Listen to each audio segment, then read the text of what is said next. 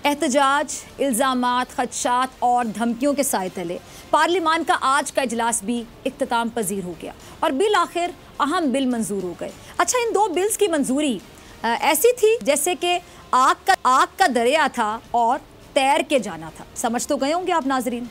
इन bills को बुनियाद बनाकर ऑपोजिशन ने हुकूमत और हुकूमत ने ऑपोजिशन पर जितने मुंह में आए उतने इल्ज़ामात लगाए, बगैर सोचे बगैर समझे। आज भी तनकीद बराए तनकीद, इल्ज़ामात बराए इल्ज़ामात, वतन दुश्मनी, जमहूरियत दुश्मनी और एक दूसरे को नीचा दिखाने की दौड़ जारी रही और ये देखा जाता रहा कि कौन ज़्यादा तेज़ दौड़ता है, कि जीत का सेहरा किसके सर जाता है। अच्छा नाज़रीन, बाहैसियत एक एंकर पर्सन आप यकीन जानिए मेरी ये ख्वाहिश होती है, मेरी ये ख्वाहिश है कि उस मौजू पर बहस की जाए यहाँ पे जो आवाम के लिए मुफीद हो, जिससे आवाम को फ़ायदा हो सके।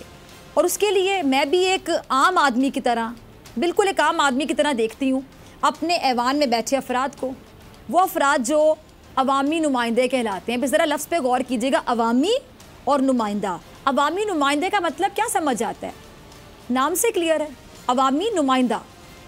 अच्छा, मैं बड़ी उम्मीद से कौमी असम्बली में होने वाला हर इजलास देखती हूँ, आप लोग भी देखते होंगे और इसीलिए देखते हैं ना हम सब वो इजलास कि शायद कोई ऐसी मस्बत खबर आए, शायद कोई ऐसा मस्बत पैगाम इस ऐवान से आए जिसको डिस्कस किया जा सके। यानी बतौर एंकर पर्सन हम लोग तो इसलिए देखते हैं कि हम प्रोग्राम में डिस्कस करें, नाजरीन को एक खुशखबरी सुनाएं कि एक मस्बत टॉपिक पर डिस्कशन हुई इस पार्लिमान में। अवामी नुमाइंदे जिनको आपने मुंतखब किया, जिन पर आपने एतमाद किया, आपने वोट दिया, यहाँ तक पहुँचाया, इन्होंने आपके लिए ये बात की, फला बात की, फला बात की। अच्छा, हम यही सोचते हैं जब भी कोई इजलास देखते हैं कि हम अपने प्रोग्राम में डिस्कस करेंगे उस मस्बत बात को, जो ऐसी कोई बात वहाँ पे की जाएगी और मैं भी फ़ख्र महसूस करूँ कि हमारे मुल्क के पार्लिमान में बात की गई अवाम के लिए, जमहूर के लिए। खुशी हो बताते हुए कि आज हमारे जमहूरी मुल्क के मुक़द्दस पार्लिमान में जो बैठे अवामी नुमाइंदे, उन्होंने अवाम को ये पैगाम दिया कि वो लोग अवाम के बेहतर मुस्तकबिल के फ़ैसले करने के लिए वहाँ पर बैठे हुए और कोई मकसद नहीं है उनका, ज़ाती तो मफाद कोई है ही नहीं। लेकिन अफसोस के साथ कहूँगी कि मेरी ख्वाहिश ये ख्वाहिश ही रही, कभी पूरी ना हो सकी, क्योंकि ऐसा बहुत ही कम देखने को मिलता है, ऐसा बहुत ही गैर मामूली सूरत हाल में देखने को मिलता है। मेरी बात से एग्री करेंगे या कह लें कि ऐसे लम्हात बहुत नायाब होते हैं कि जब कौम ये देखे कि पार्लिमान में मौजूद हुकूमत और अपोजिशन किसी भी एक टॉपिक पर एक पेज पर हों। आज भी एक इजलास हुआ, इजलास में तशरीफ़ लाए हुए मुक़द्दस और मोअज़्ज़ज़ अफराद में से एक शख्सियत जिनका नाम है जी मुशाहिदुल्लाह खान, वो भी मौजूद थे।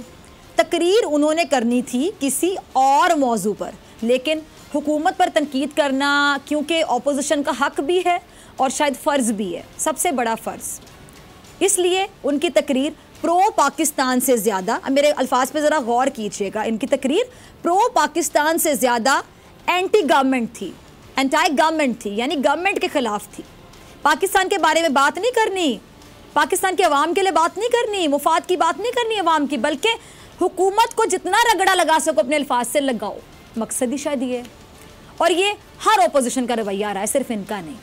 ये नून लीग और पीपल्स पार्टी नहीं बल्कि तहरीक इंसाफ हो या कोई और जमात, वो तमाम सियासी जमातें जो ऑपोजिशन का हिस्सा बनती हैं, उनका रवैया यही होता है कि वो इस्लाही तनकीद, सिर्फ तनकीद करने पर यकीन रखती हैं, तनकीद बराए तनकीद।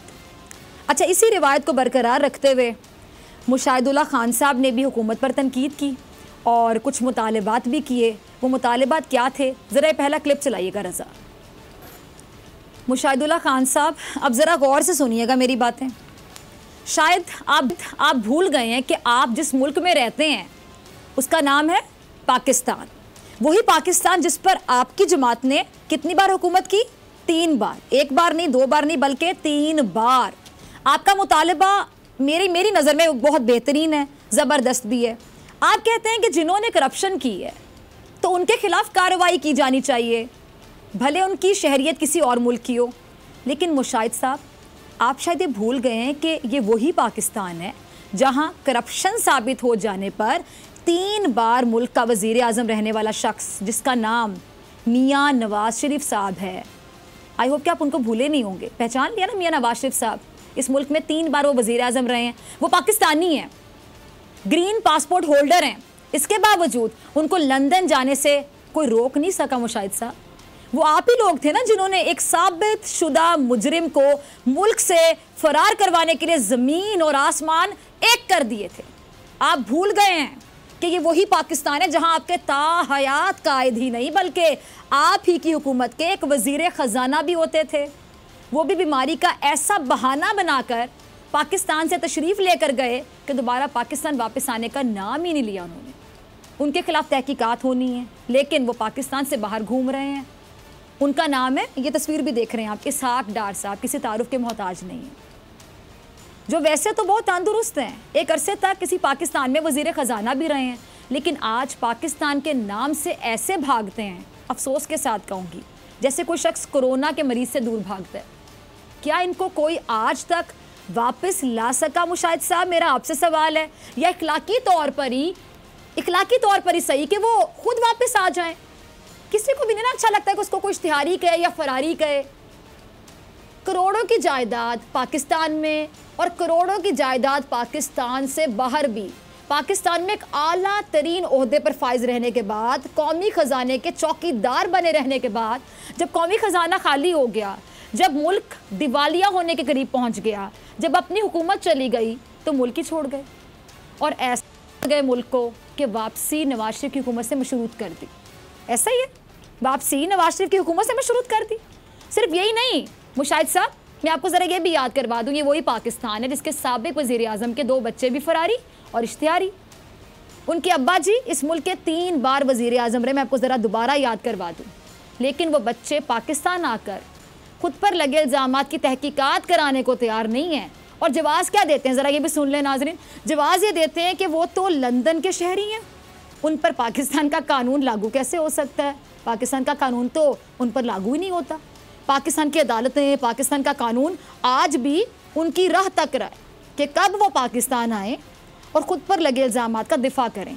लेकिन वो 2 मासूम से बच्चे, 2 अदद मासूम बच्चे जो बचपन में ही करोड़पति बन गए, वो बच्चे जो कि तिलसिमाती बच्चे जिनके शनाख्ती कार्ड बनने से पहले ही ATM कार्ड्स बन गए थे, वो मौजज़ाती बच्चे कह दूँ तो मेरे ख्याल से ठीक होगा, मौजज़ाती बच्चे जिन्होंने बचपन में ही लंदन के महंगे तरीन फ्लैट्स ख़रीद लिए, या मेरे ख्याल से आइडियल बच्चे कह देना ज़्यादा बेहतर होगा, वो आइडियल बच्चे जो इतने अमीर कबीर थे, बाप मुल्क का वज़ीर आज़म है और बच्चों ने पाकिस्तान के वज़ीर आज़म को अपनी कंपनी में मुलाजमत दे डाली।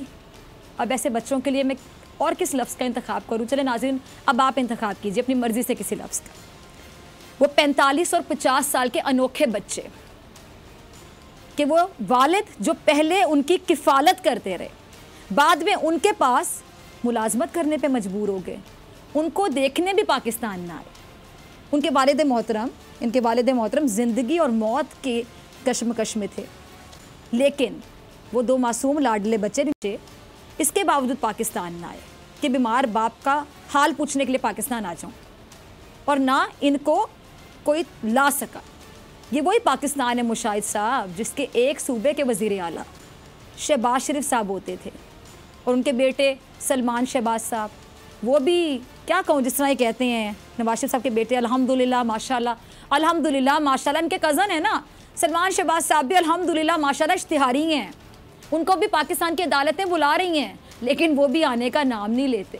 शहबाज शरीफ साहब के दामाद अली इमरान साहब, वो भी अल्हम्दुलिल्लाह इश्तिहारी, फरारी, मुल्क से फ़रार हैं। करप्शन के इल्ज़ामात हैं, तहकीकात होनी है, उनको भी इदारे बुला रहे हैं, बुलाए जा रहे हैं, लेकिन वो भी पाकिस्तान आना नहीं चाहते। पाकिस्तान का खाना सबको है, लेकिन पाकिस्तान आना किसी को नहीं।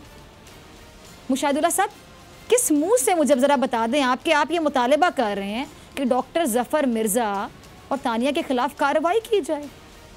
चले कोई भी ये मुतालबा करे, आप लोगों के मुंह से तो नहीं ना अच्छा लगता, जचता ही नहीं है। पहले अपनी चीज़ें तो क्लियर करें। आपके ताहयात कायद का ख़ानदान फरारी है, उनका ख़ानदान इश्तिहारी है, और मैं अपने अल्फाज दोहराऊंगी, किसी को भी शायद नहीं पसंद होगा कि उसको कोई इश्तिहारी या फरारी कहे, लेकिन शायद इनको पसंद है, तभी तो चीज़ों को फेस नहीं करते, तभी तो आते नहीं हैं। अब इनके खिलाफ तहकीकात होनी चाहिए, और रुकी इस वजह से कि तमाम लोग, ये तहकीकात इसलिए रुकी कि तमाम लोग मुल्क में हैं ही नहीं, दूर बैठे हुए हैं। और आप जिस जहांगीर तरीन का बार बार हवाला दे रहे हैं कि उनको मुल्क से फ़रार करवा दिया गया, तो जहांगीर तरीन से मुतालिक अब तक कोई एक ऐसा फ़ैसला नहीं आया जिसमें उनको करप्ट डिक्लेयर किया गया हो। वो इस वक्त मुलजिम भी नहीं है, इस वक्त अगर हम बात करें ना, वो मुलजिम भी नहीं है। चलें एक काम करें, एक डील कर लेते हैं। मुस्लिम लीग नून मेरे ख्याल से वैसे भी डील पर बहुत भरोसा रखती है और नवाज शरीफ साहब तो डील करने के माहिर हैं। इमरान खान साहब से एक डील कर लें। डील का मतलब समझते हैं ना, इमरान खान साहब से आप लोग एक डील कर लें और मुझे पूरा यकीन है कि ये वो वाहिद डील होगी, वाहिद डील जिससे इमरान खान साहब इनकार नहीं करेंगे। अब गौर से सुनिएगा, बड़ी गहरी बात करने जा रही हूँ मैं।